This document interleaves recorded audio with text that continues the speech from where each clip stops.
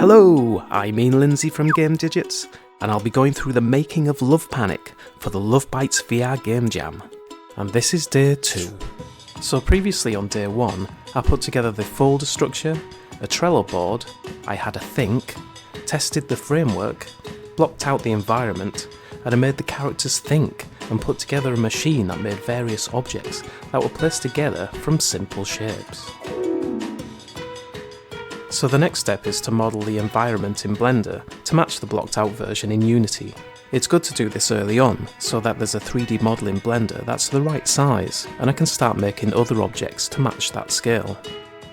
However, if you do this too early, then you lose the flexibility of moving objects around in Unity.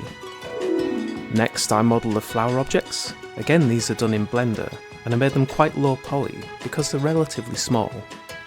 In order to have things double-sided, I used a solidify modifier with a very small thickness value, and I unticked the fill so there was no edge polygons. I then updated the logic so that the character's thoughts used these models, and I had a separate material where I could colour the flowers. Next up, I modelled the love machine itself, and this was in 3 parts. The base static part, the middle section that has all the dials on it, then the all-important love pump, which is effectively a handle that is pumped up and down in order to make the desired object. As the machine makes various types of objects, I needed to make variations of the objects. So here I am modelling various leaves and flower heads as separate meshes so that the love machine can piece them together. Hey, would you look at the time? It's cake time!